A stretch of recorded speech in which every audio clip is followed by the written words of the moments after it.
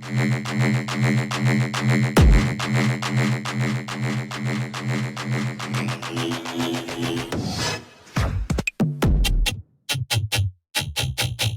about to.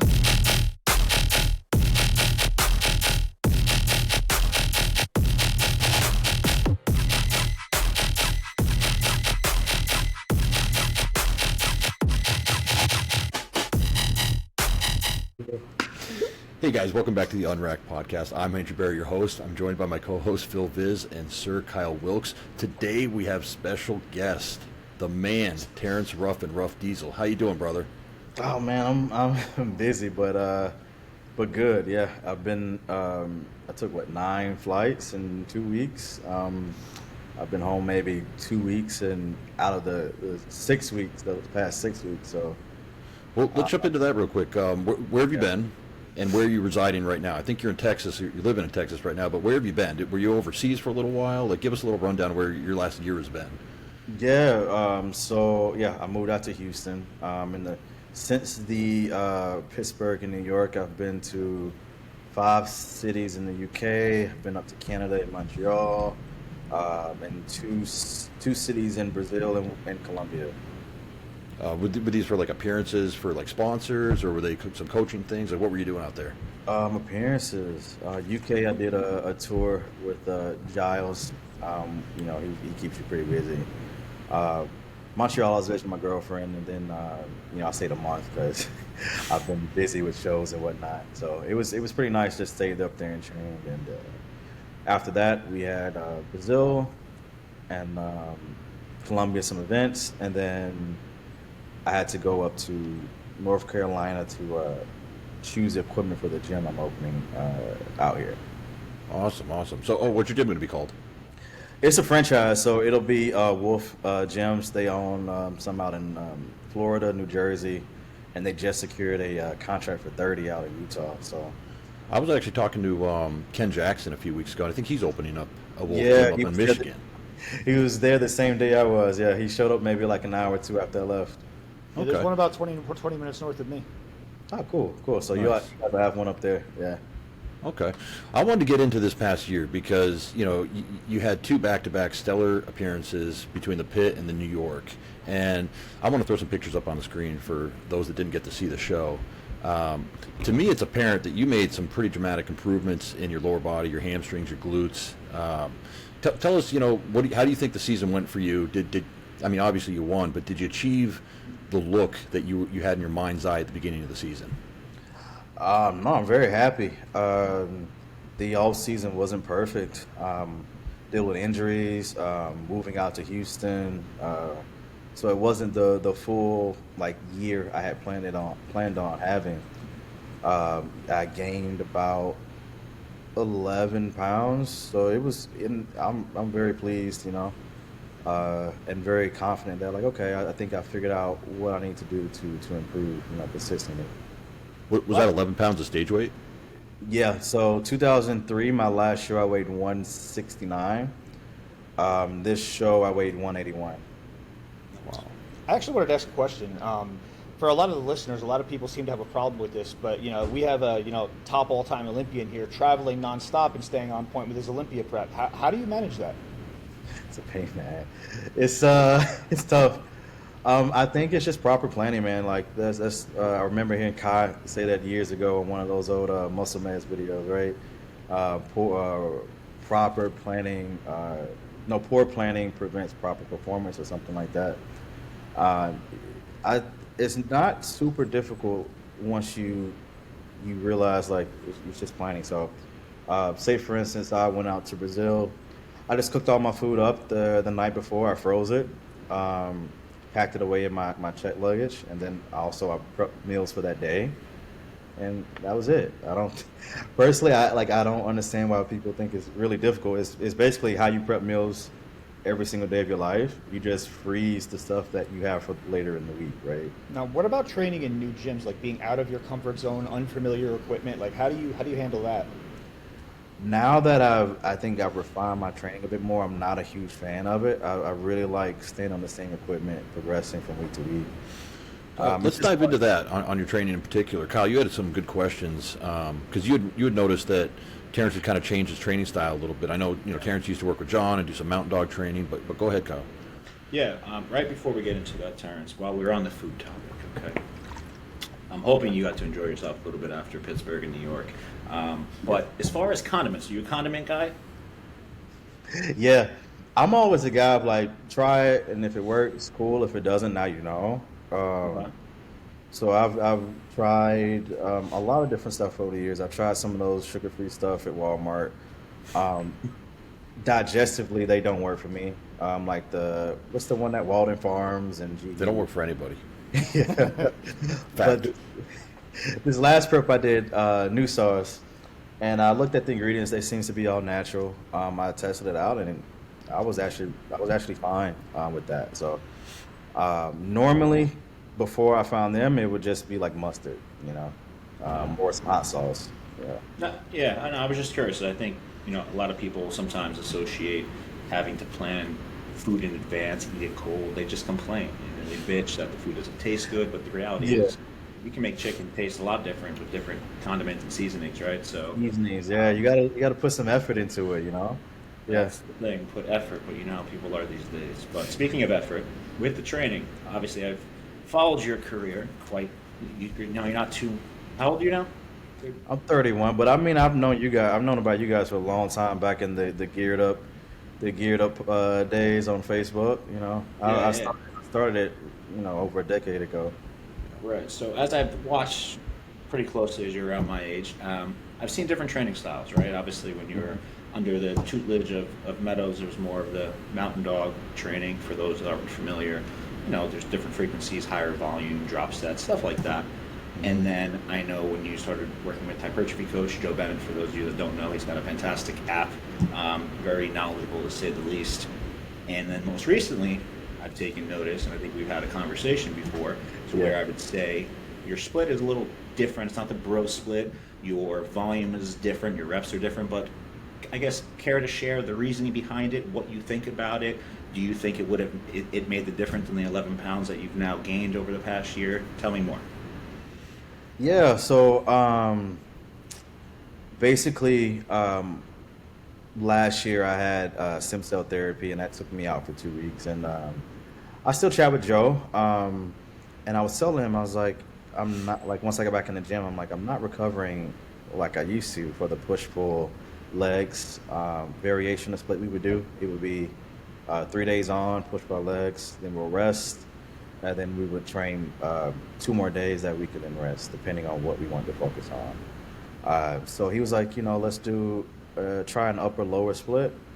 We would do that like if I would have a long period off. So I was like, okay. And oddly enough, that's when I guess the upper-lower split was getting popular on social media. So, I paid attention to that while also paying attention to my body, and I was growing really well. Granted, some of it was just probably me gaining size that I lost, but in my mind, I didn't think about it at the time. I was like, I'm growing really well, right? So I was like, let me just continue this, and it just continued to work for me, I felt great, my lifts were improving, and my body was changing very, very quickly. So then I started to look more into this method. I started to check out some of Chris Beardsley's stuff and Paul Carter's stuff, and to be honest, it aligns with a lot of Joe Bennett's teachings. Progressive overload, managing volume. The basics are all the same. There's some nuanced difference here and there, and I pick and choose sometimes what I want to do based on what I like. But that's kind of the how it came to be. Yeah. Walk us through like a typical leg day for you now, and then maybe tell us how that would be different from maybe a Joe workout or maybe a John workout. I think everyone's pretty familiar with the mountain dog leg workout. There's so many videos on YouTube, but walk us through like what your leg day looks like now versus maybe what it would have looked like 2 years ago. So it hasn't really changed all that much. So prioritization is always the most thing. That's what I learned from Joe, is like how to really like allocate volume to body parts you need to focus on. And leg quads have been not a factor for a long time. So with Joe, it was still maybe 1 to 2 working sets of hacks, 1 to 2 sets of leg press, and then We would do like sled pushes. That was it. Now, I do quads twice a week, and it's still at most 3 sets a workout. So quads, I really don't do much volume. The bigger changes are volume to like other body parts. So like say for instance back, we would do probably double. Back when I was doing working with Joe, we would do double, but frequency was still the same twice a week. I would say volumes dropped quite a bit, a little bit more focused on load, because what I noticed is Joe always told me to, you need to get stronger to get bigger. That's what I always thought, but we would hit a wall where I couldn't. And then once I started to read into Chris's stuff, he's like, lower your volume. And I lowered my volume, and then all those plateaus I started to break all those plateaus, no problem. So the biggest change is my volume is lower even on the body parts I want to improve. Frequency is twice a week. But yeah. Would you say, so I think I heard you say like 3 all-out working sets, is that right? For quads, yeah. For quads, yeah. Usually now I do like 2 sets of leg extensions and 1 set of hack squats or leg presses, depending on the day. And was I correct when I saw, or I have this idea that your reps have come down a good deal. Is that correct? Or is that just a video I saw? Slightly, not a good deal. Even with Joe, like he said anything over 10 was cardio. Well, it's kind of funny because we had Nick on a couple weeks ago, and for Nick, he doesn't even count a set until he's going like 10 to 15 reps with it and going to failure in that range. And I just bring that up because, and we say this a lot on the show, there's more than one way to skin a cat, and there's more than one way to build a physique. And what might work for Terrence might not work for Nick or for Kyle or for Phil or for me. We all have to kind of develop our own style based off the influences that seem to make sense to us. So how much input do you have on your training? Are you kind of tweaking things on your own, or do you have someone write it out for you? No, I just do it on myself now. I feel like learning from Joe for 6 years straight, training with him every single day. Because even when I was with John, Joe did my programming. I've taken courses under Tom Purvis. He's like the master of biomechanics. Okay. I think I have a pretty firm grasp of like that type of stuff. Usually when I make a program, I'll still chat with Joe, and I still like to train with Joe once or twice a year. I'll fly down. But now, like I'll make a split, and I'll just chat with either him or Paul, and that's it. Yeah, they might have 1 or 2 tweaks, and I'm like, okay, cool. Okay. And Terrence, how long are your workouts?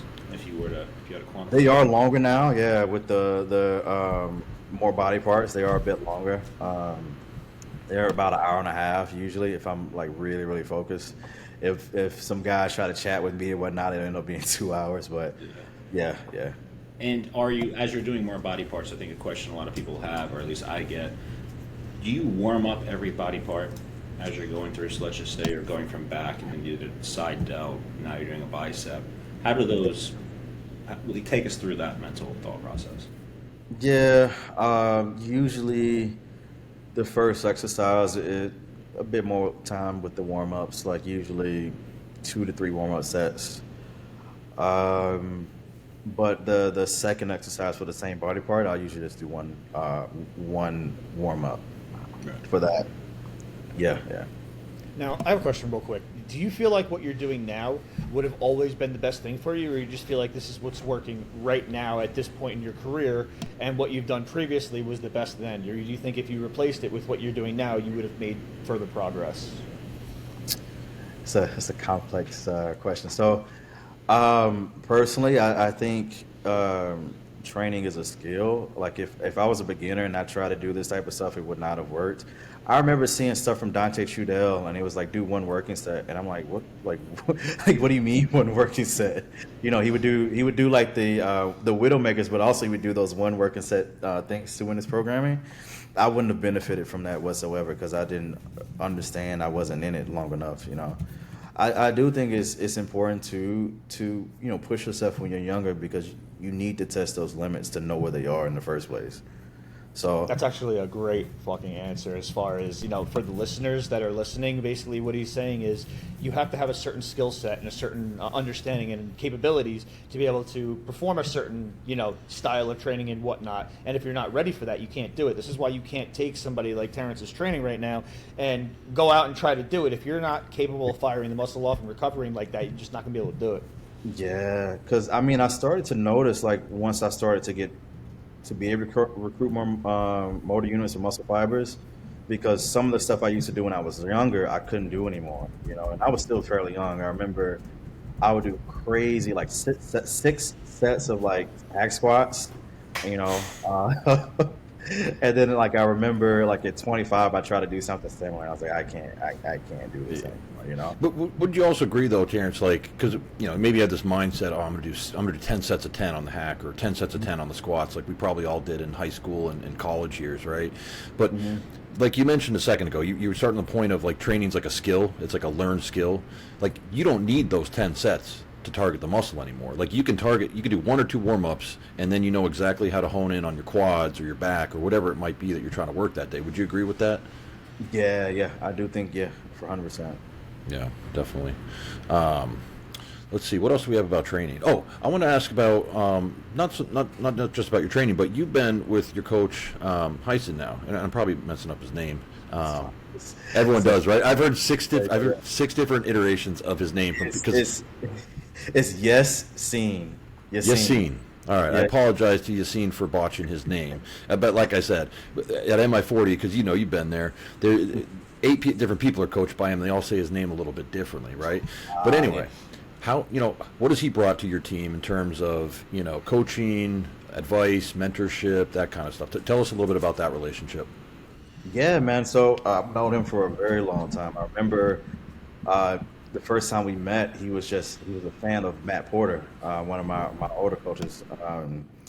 I met him at one of the booths at the Arnold, and then I would see him around, and then we ended up doing a seminar together. He brought me out to France, so that was my first time really getting to know him.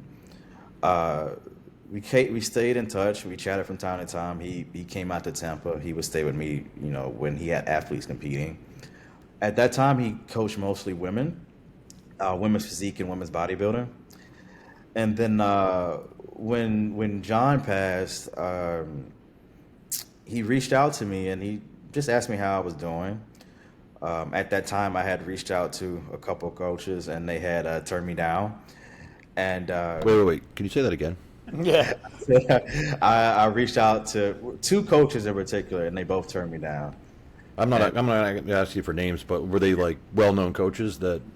Yeah, one of them they're both well-known coaches. One more on the women's side, one more on the open bodybuilder side. What was the reasoning? One said he was too busy, and the other one said he didn't think he could give me the attention that I needed. So he wanted to give me to one of his assistant coaches. Yeah, and I didn't know him. I was like, no, I don't like that idea. Personally, I mean, I could be completely wrong. It might have been like a little bit of superstition with both of my coaches passing. I have no idea though, no idea. But yeah, I reached out to Yassine, and he reached out to me, and he asked me how I was doing, not trying to coach me or anything. And at that point, I was like, I'm gonna coach myself. John still had a plan written out, and I'm like, I'm gonna just start with this and make changes as I see fit. I started to gain a lot of weight from he added in first time Halo testing. I had never done it, and I started right after, like a week or 2 after he passed, and wasn't mentally like in the right place to be making those type of decisions. So I reached out. I was like, hey man, I don't know what's going on. Can you take a look at this? And he was like, yeah, sure, man. I'll take a look and I'll get back to you. And then while he was looking, I just thought about it, and I was like, well, if I trust him enough to take a look at it, and I might as well just trust him to do the whole prep, And yeah, we've been working together ever since. Before working with him, me and John had gotten, a second at the Arnold and a second at the Olympia. And then from that point on, me and Yassine won 2 Arnolds, another second at the Olympia, and a lot of other shows. But coaching-wise, it's kind of in between Matt and John. John was very, very chill with his training, with his meal plans and coaching in terms of like, we made zero changes with the meal plans like the day of the show. I remember Matt, it would be like, go to Starbucks, get this coffee cake, 2 Subways, no jam or no bullshit, you know. And then then switching to John, is like, I'm like, do I need to go buy anything or do anything? Nah, you're good. He's like, just eat what you've been eating, and I was like, all right. But with Yassine, he's kind of in between. He doesn't make a ton of changes, but a little bit more. But one thing is he likes to do a lot of check-ins, like daily. I wasn't used to that at all. He likes to do daily check-ins, starting like, I don't know how, maybe 6 weeks out. It's like, I like it now. At first I thought it was a lot, but now I'm like, okay, it keeps me organized and routined. He doesn't really do a lot of mental stuff at all. I would say most of the time I haven't needed it, but there was one point where I probably did, and he wasn't the person for that. But you know, it is what it is. Not everyone's the person for everything. Yeah. I have a question on top of that. What's up? I have a question on top of that. Now, a lot of people like to talk about these topics. People are really obsessed with peaking. What type of physique do you have as far as peaking? Do you change a lot in the final week, or do you not change much? And how does your coach like to approach this? Okay. In terms of peaking, we usually don't change much at all. So like Wednesday usually is the last day for cardio. Usually, training wise, usually Thursday will be the last training, but it's very light. Water is the same up until the peaking starts on Friday. So we'll lower water, but obviously not cut it out. We actually don't use any diuretics. I haven't used any diuretics since working with him, unless you count dandelion root. I mean, so pretty. And John mild. was also the same, right? John didn't like diuretics. No, he did not. Nah. So yeah. So you really get that crisp condition with no diuretics. All you listeners out there, pay attention. Well, also what I'm hearing is that Terrence must look great Saturday, Sunday, Monday before the show, and it's literally, hey, why try to get 5% better at the expense of possibly looking 10% worse? Let's keep bringing what we brought and just polish it and make sure he's calm and collected on stage. Does that make sense? Yeah. You know, especially me, like not being the biggest guy. If I turn up looking flat, you know, because we pull too much, it's not great, you know. Yeah, for sure. What else? So the one thing I will say is different than most coaches is he does like to use so in peaking we do like absurd amount of cream of rice, but we also do. He likes to put like 15 grams of whey isolate in there, and I know a lot of people don't like to use whey going into a show, but that's something he's big on, and he under the reasoning of digestion. So you know.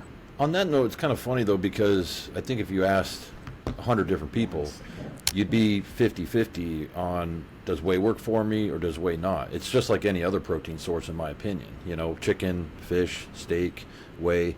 It definitely takes up a lot less volume in your digestive system. You know, so if you're someone that you want to keep your gut tight, it's actually a tool.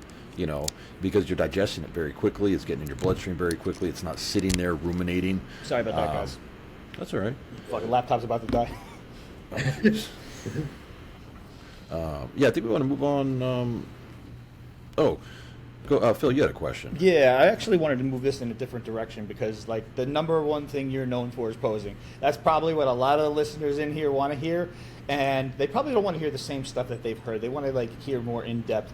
So what I was saying before, when we were talking before you came in, is that bodybuilding was really moving in a bad direction with posing. It got so bad that even Arnold had to say something about it. It was like the dark age. It got so bad. And then out of nowhere, you come out here with this, like, you just jumped levels with posing. It wasn't just like a little bit better than the pack. It was like completely separated from the pack.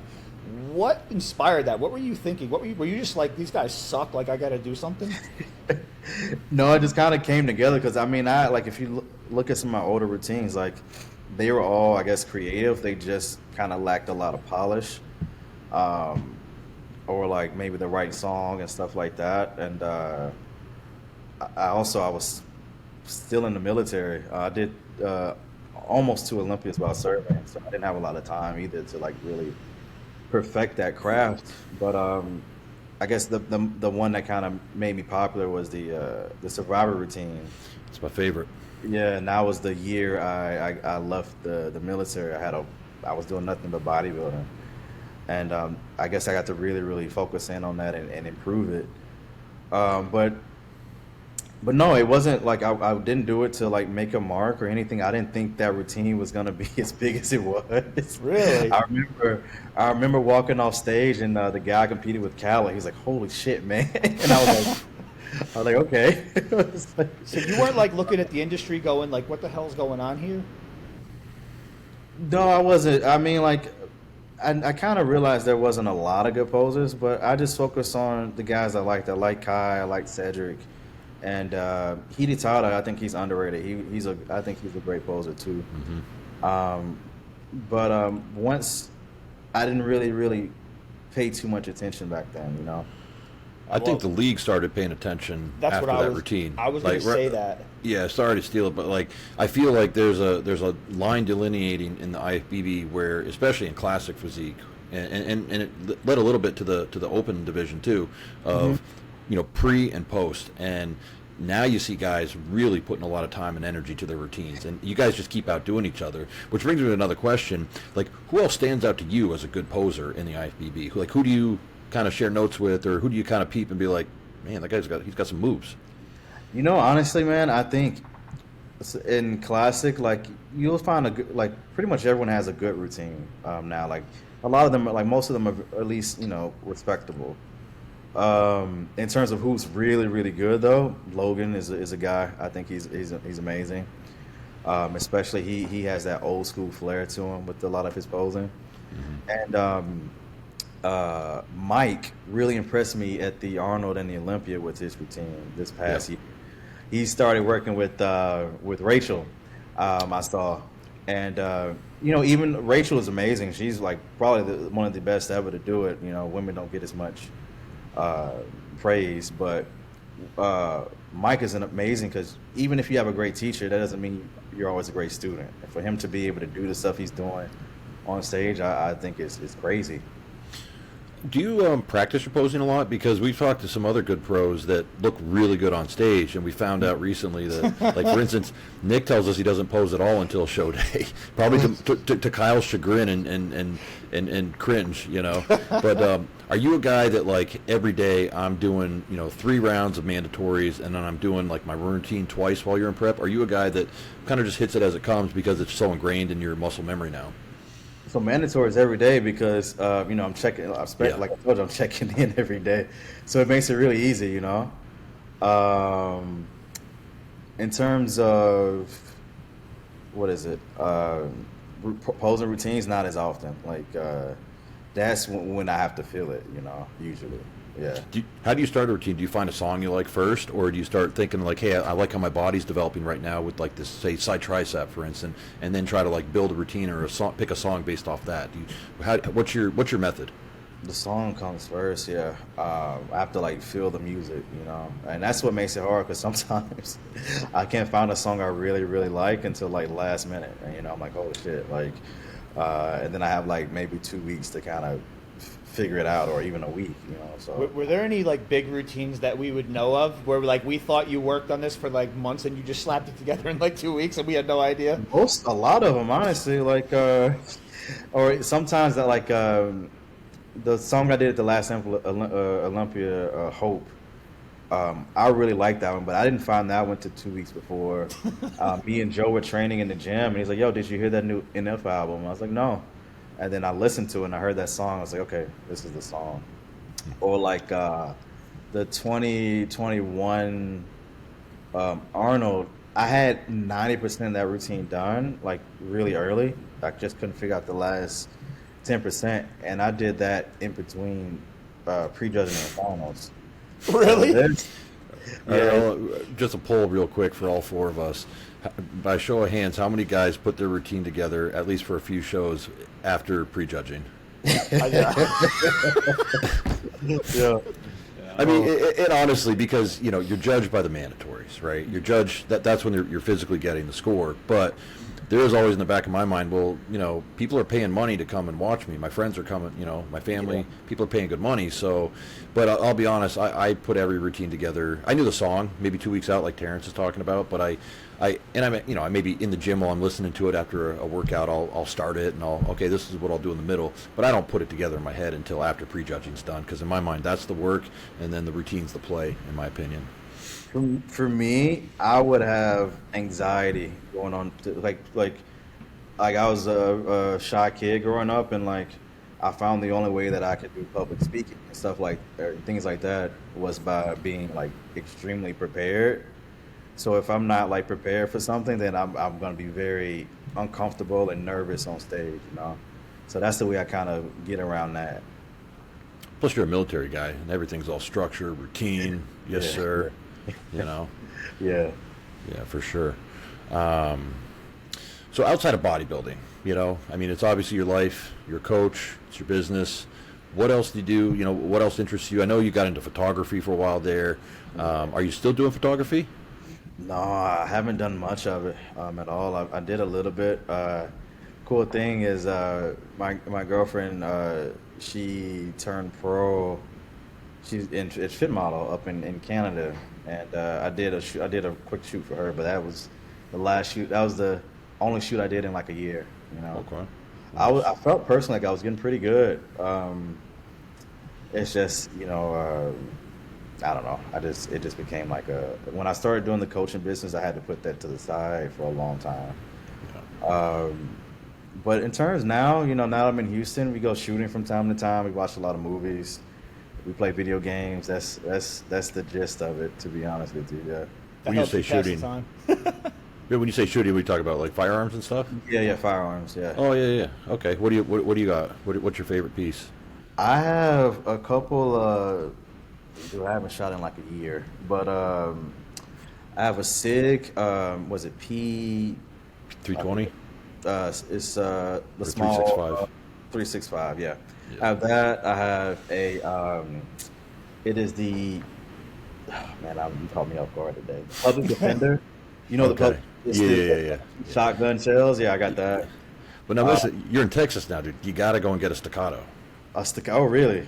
Oh, dude, the 2011s, once you switch to a 1911 platform, you're done with striker fired handguns. Like it's like a cheat code for shooting. You know what I'm saying?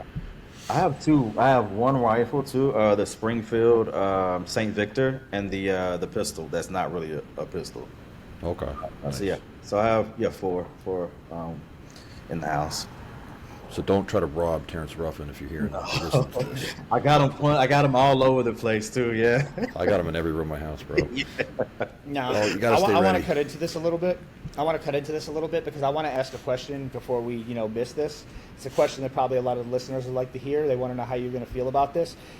Chris Bumstead's retired. Is this bittersweet? Are you pissed off that you're not going to get a shot at him? Are you relieved? How do you feel about that? Is it like negative and positive? Like. It's both. Like,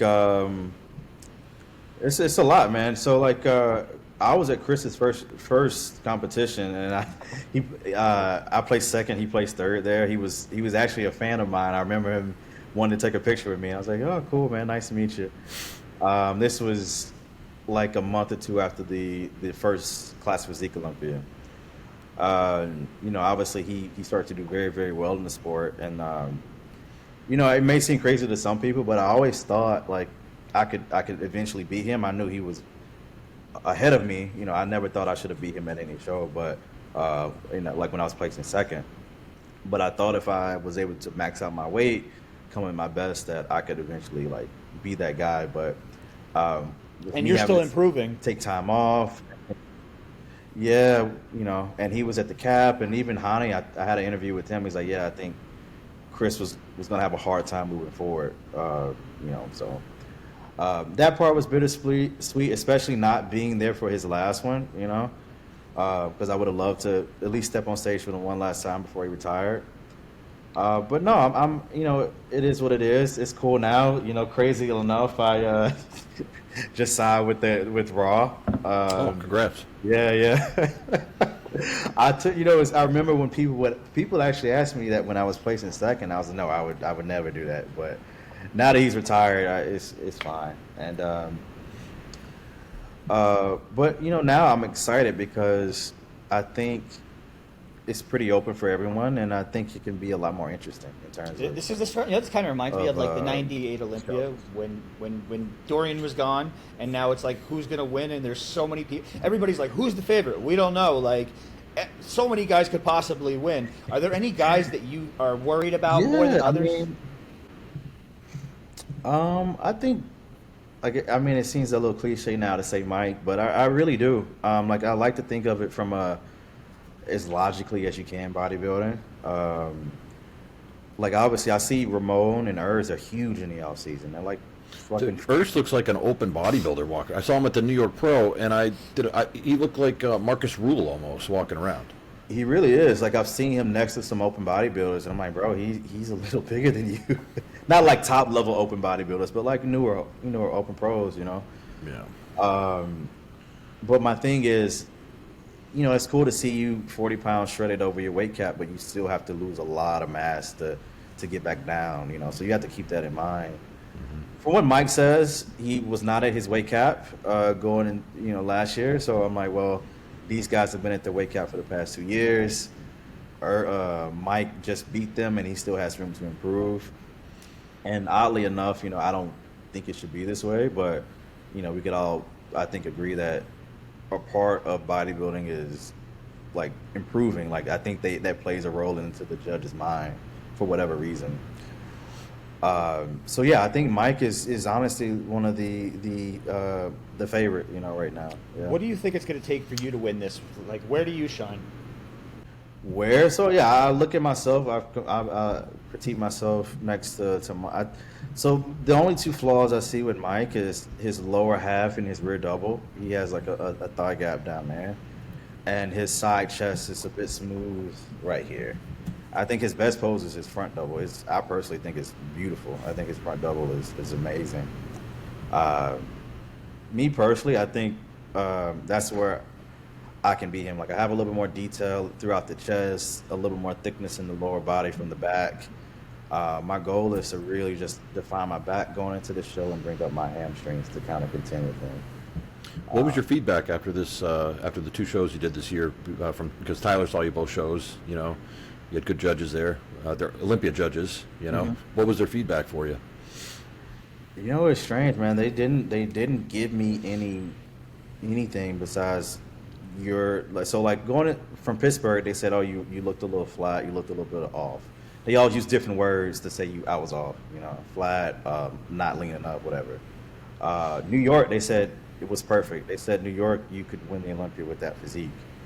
To be completely transparent, they said we spilled over a bit in finals. They said I would lose if I brought the finals package to the Olympia. So the goal is to bring the prejudging look. But they didn't give me any feedback on to build anything or to do anything. They just said bring what you brought at prejudging in New York. Personally, I have my own opinion. Like I said, back improvements and hamstring improvements, if possibly a little bit more tricep as well. But yeah. I want to say a couple athletes' name, and I just want you already talked a little bit about Mike, but let's. I'm going to throw a name out there. Yeah. You give me your first impression or what you think. Dino. He's a large guy, and I think it's really cool that I think his only weakness is he's a little thin in the inner thighs and a little, I guess, thin from the front in the lats. His side chest is really fucking good. Like, his side chest, I'm like, man, I think his back double's good, but not the best, So I think his best shot is the side chest, but everything else is obviously good, but there's people that could probably beat him in every other pose. Okay. How about Urs? I don't think he gets enough credit with how shredded he is at shows. You know, the Bull gets a lot of credit, the guy who competed with Hosema, but is very, very lean. Like, I look at his front double, and I'm like, holy crap, every line is showing, you know? Is it maybe something that when you're standing next to him you can see, but for some reason some athletes through the screen that we're all watching or from a distance, we just don't see that level of detail? Like we might see the detail all through, you know, your legs, your glutes, your quads, everything. But on him, it's like, you know, maybe it's the skin tone, maybe it's the way the light shines on him compared to some of the other athletes. That is a thing. And, you know, it's funny. I think I was doing another interview in Brazil, and we looked at different shows, the Pittsburgh and New York, and there's different lighting. And the thing is, when you have guys who are different shades, you know, me being probably the darkest guy on stage normally, and you got a guy if you have a guy who's pale, it's very tough to have lighting that complements us both.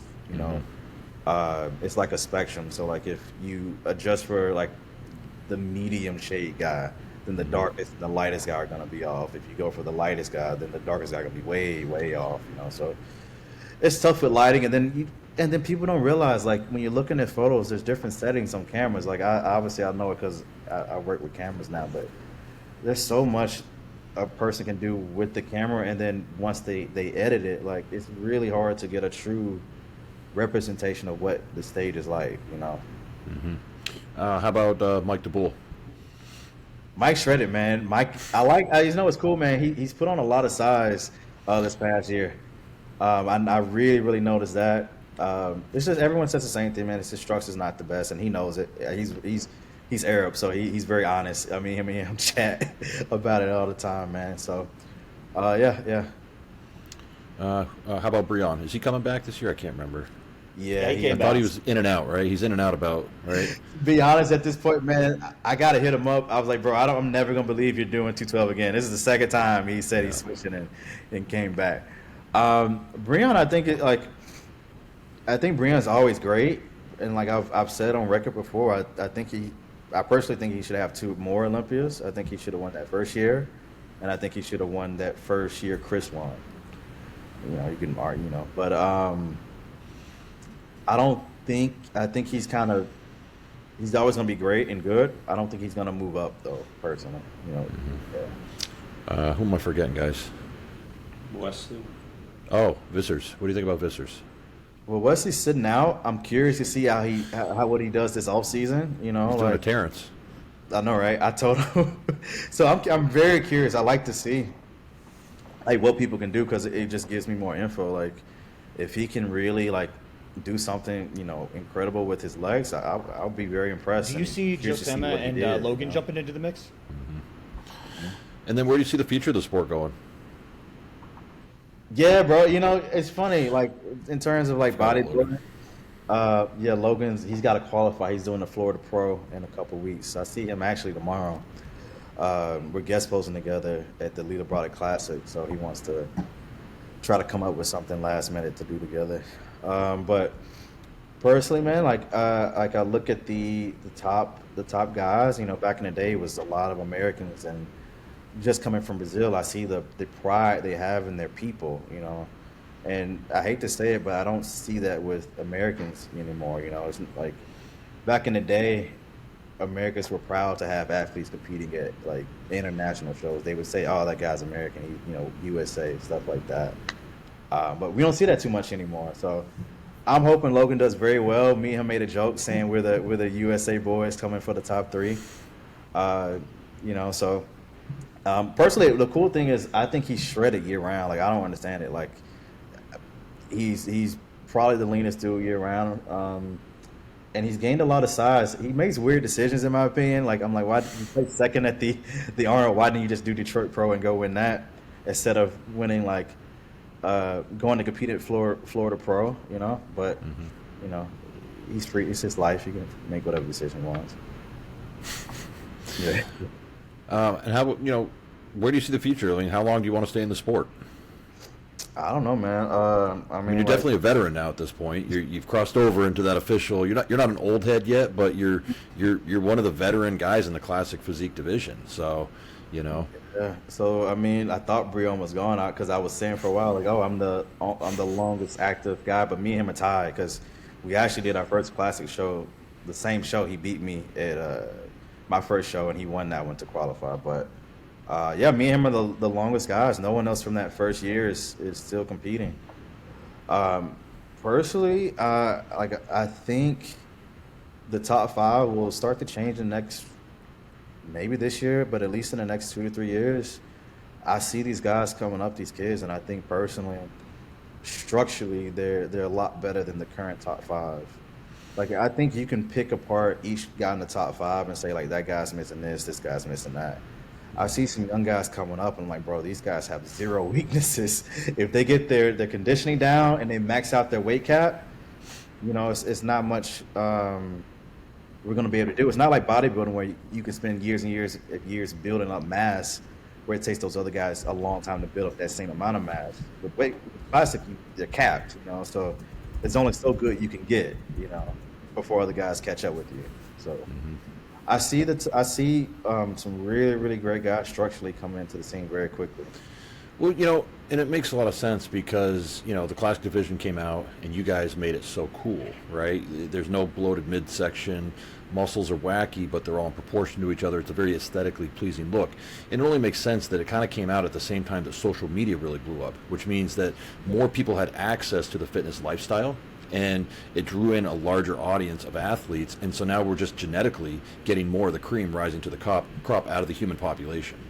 Yeah, I mean, I've noticed that, like, it's just me being in the sport itself. Like guys who were at the Olympia that first year couldn't qualify, like, quickly. Like, the next year or the third year, they weren't able to win shows anymore because you know, better and better people were coming, and I think it's still happening. Surprisingly, I thought we would have, like, maxed out the genetic pool at this point, but it's still going, man. Yeah. Yeah, it's getting better coaching, better discipline from some of the athletes. It's just growing. You know, the sport's continuing to grow. You know, NPC's worldwide now, so we're drawing more talent from all different areas where we never would have seen them before.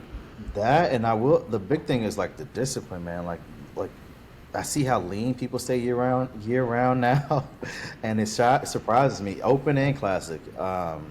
You know, like 10, 20 years ago, people would, like, you see guys like Ronnie and Lee Priest and Jay Cutler, they had, like, some pretty thick off seasons. You don't see that anymore, man. People stay relatively lean year round now. I remember a video or a picture of Sean Ray, and I didn't think it was real. I thought it was a Photoshop picture because he had, like, man boobs, and he had, like, you know, stuff hanging over his trunks when he was doing a guest posing. You just wouldn't see that today. Guys show up for guest posings in pretty darn good condition comparatively, right? I mean, it's wild. So tell us what the rest of this year looks like for you leading into the Olympia. Now, what are we, under 12 weeks now? Is that right? Yeah, under 12. So the mistake I made in the past was trying to do too much, saying yes to too many things, you know, and it really, really bit me in the butt. Moving the next 12 weeks is just me being here.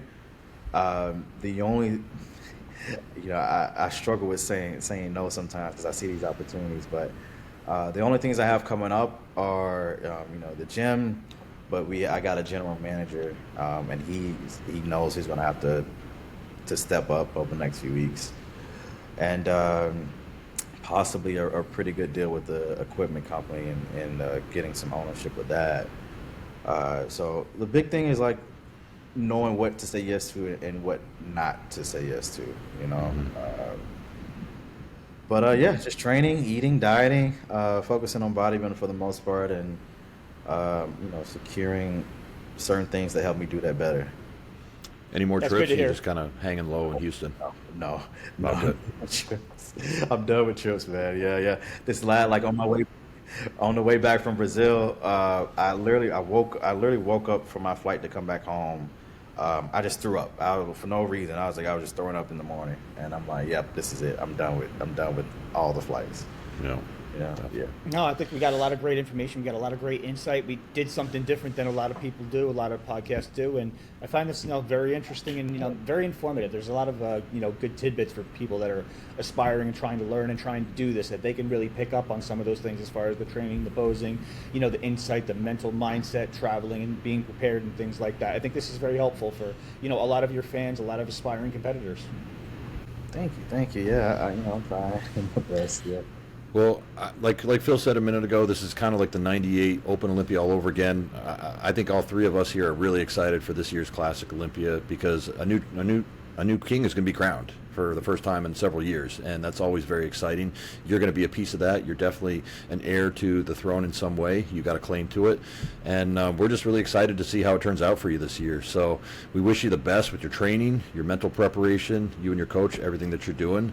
And for tonight, guys, we're Unracked. Thanks for watching.